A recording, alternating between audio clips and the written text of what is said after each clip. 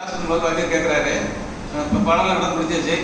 சரி வந்து ஒவ்வொருத்தரோட டேலண்ட்டை சொல்லுங்க அப்படிங்கிற. உங்களுக்கு ஏதாவது பிரத்யேக டேலண்ட் இருக்குல்ல, அதாவது உங்களுக்கு ஒன்றா ஒவ்வொருத்தரையாக சொல்லுங்க அப்படிங்கிற. ஒருத்தர் சொல்கிறான், எனக்கு நான் கீபோர்டு வாசிப்பேன் அப்படிங்கிறான். ஒருத்தன் வந்து நான் வந்து நல்லா நீச்சல் அடிப்பேன் அப்படிங்கிறான். ஒருத்தர் நான் வந்து பனமரத்தில் ஏறுவேன், எங்கள் அப்பா வந்து பனமரத்தில் ஏறுவேன், நானும் பனமரத்தில் ஏறுவேன் அப்படின்னு ரொம்ப சொல்லிட்டு இருக்கான். ஒருத்தன் சொன்னான், சார் நான் பின்னாலே நடப்பேன் அப்படின்னா. பின்னாலே நடக்க எப்படிடா அப்படின்னா, உங்க பொண்ணு எங்க வரைக்கும் போறாளோ அது பின்னாலே நடக்கும் அப்படின்னா அந்த பின்னாலே நடக்கும். அந்த மாதிரி சொல்ல இருக்கு. கடைசியா வந்து ஒரு பாட்டு பாடலான்னு இருக்கேன். எப்படின்னா, என்னுடைய ஃப்ரெண்ட் ஒருத்தர் இருக்கான். அவன் என்னன்னா எப்போதுமே வந்து எதையுமே வந்து நேரடியாக சொல்ல மாட்டான், ஒரு பாட்டாக தான் சொல்லுவோம், பாட்டாக தான் பதிவு சொல்லுவோம். அப்படின்னு திடீர்னு ஒரு நாள் வந்து சைக்கிளில் வந்துட்டு இருந்தான், ஸ்கூட்டில் வந்துட்டு இருந்தான், பேசிட்டு இருந்தோம். பேசும்போது திடீர்னு ஒரு கார் ஒன்று போச்சு.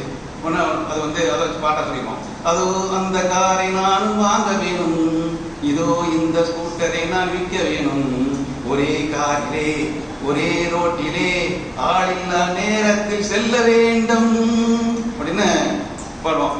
இது அவருடைய கேரக்டர்.